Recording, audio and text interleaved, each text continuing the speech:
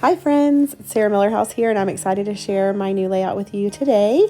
I'm going to be using the beautiful April kits and then also inks from the February, March, and April kits.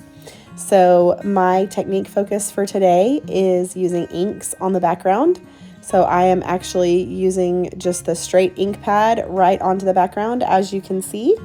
And then I'm going to add just a touch of water to lift a lot of that color up.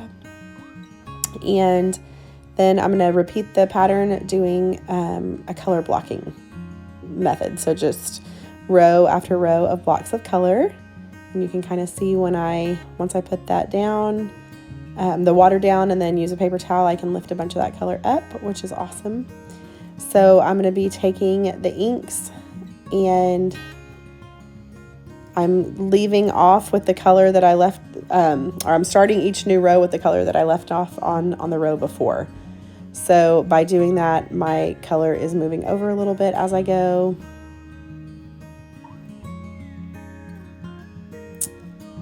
And so I don't have just like row after row after row of the same color.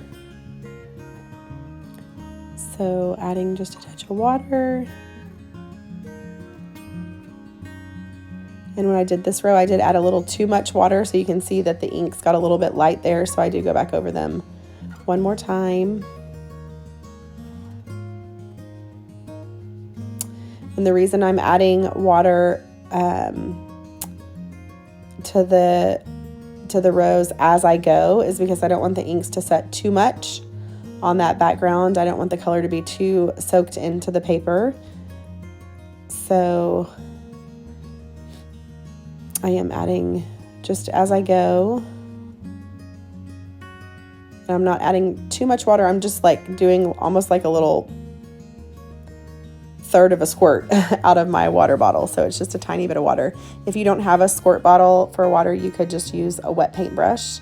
So you can just get a clean paintbrush and rinse it off in between, or dip it in between each color. That's what I'm doing to move that color around. And then the paper that I'm using is a mixed media paper on the background. So it is a thicker paper. If you just have like regular cardstock, the ink will set a little bit more. So your colors will be more vivid because it soaks into the paper faster. But if you're able to use like a watercolor paper or a mixed media paper, something like that, this technique works really, really well. So now I'm using patterned paper from the beautiful April kits.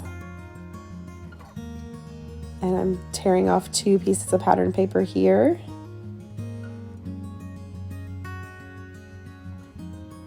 And I just tore it to where the bottom one, that purple layer, is a little bit bigger, like wider than the top layer. So you can see it poking out behind it. And then I am using my edge distresser to rough up those edges a little bit more. To get that white layer, you could see I did pull the paper, like I held it and then pulled the paper towards me. So I made sure that that white core was showing on the edge that I was keeping. So some people do it the opposite way, where it doesn't have as much of a white core when they tear paper, but I like to show that white edge. And then I'm also going to back my photo here with some patterned paper from the main kit, the April main kit.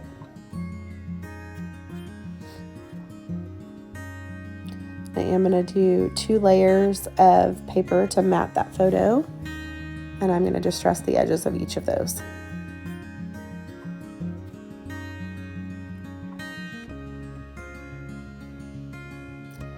And because I'm using the edge distresser, I can just cut those with scissors. Otherwise, I would use my paper trimmer to make sure I have a straight edge.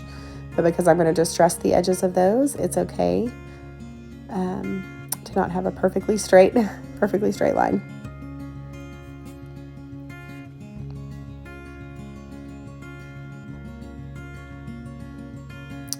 And here I'm pulling some great things. This is another piece of patterned paper.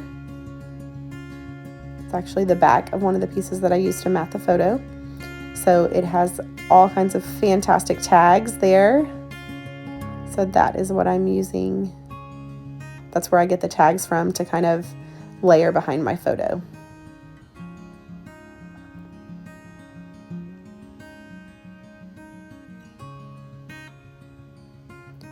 Here I'm just cutting those out, fussy cutting those out, and then distressing the edges, and I am using just a hole punch for the hole in the tag.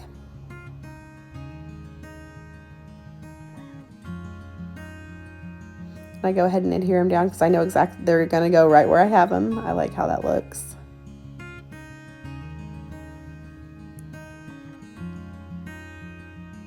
And then my photo, before I adhere it down, I am going to add just a layer of craft foam. This is like just cheap craft foam from your local craft store.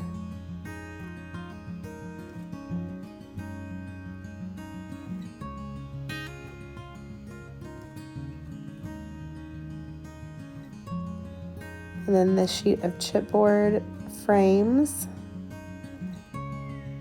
are an exclusive, a hip kit exclusive from the April kits.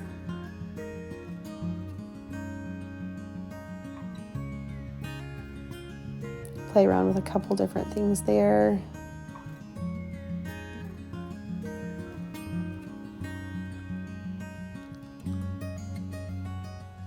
And you can see I did cut off my frame, so the part that I know is going to be behind the photo, I do cut that part off so that I can use it on another layout.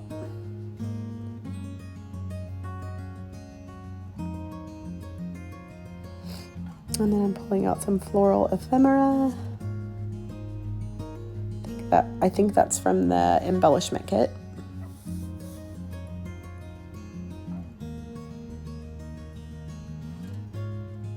And I pulled out, there's lots of flowers in that ephemera set, but I pulled out the colors that coordinate best with the inks on the background and the pattern papers.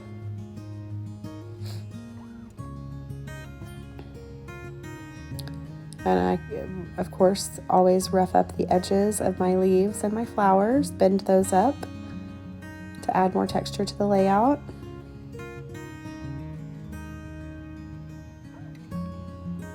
And then I'm using that beautiful navy blue alpha set to spell out the word love. And those are chipboard letters and I love them. Love navy blue. And it kind of helps tie in the navy blue flowers below the photo, above the photo, and then to the left of the photo. So I'm triangulating that color.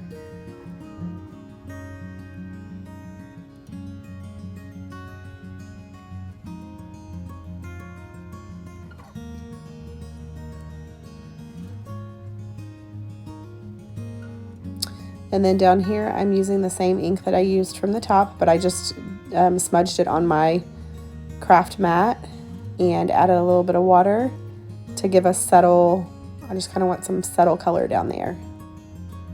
It was looking a little too white, a little too plain down there. So I'm doing that just tight around the photo, or I mean around the floral cluster.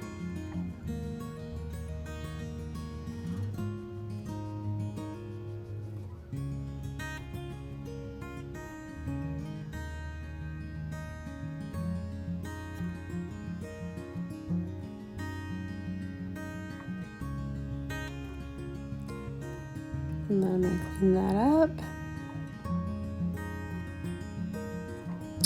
I'm adding a little bit of thread to both of the tags. Just embroidery thread in a coordinating color, a pink color. And then I'm using this small alpha set, these orange letters, I love them, to spell out the rest of my title. So I have the word love there.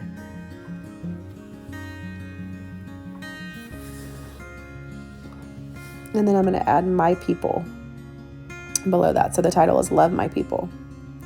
And the word love, it does look like it's a little bit crooked here on video. It's not in real life, but because part of it is sitting up on that chipboard frame, it does look a little wonky.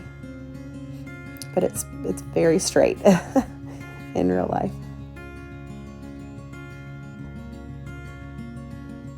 And I did spell people backwards just because I didn't want to run out of space, but like behind my photo. So by starting with the ending point and working backwards, it gives me good spacing. So love my people. And then here, just along that edge, it was a little too kind of tough to see where the paper started and the ink stopped. So I am just going to add a little bit of hand stitching across that layer. So I'll use a navy, or the closest I have to navy, going through my thread box. Just ignore that over there. It's a mess. But it works for me. So the darkest blue that I had. And then I'm also going to be using a pink. So I'm just going to do a straight stitch across.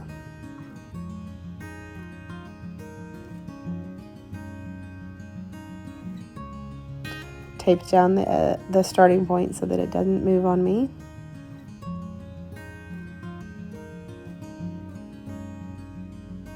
And then I did the pink off camera. So now I am going to go and add some Nuvo drops to my flowers and then around my clusters. And then off camera, I also added a few just little pops of color in the centers of the flowers as well. And then here you can see some close-up as I pull up some close-ups of the layout. So you can see the clusters and how the ink looks. And that's my layout.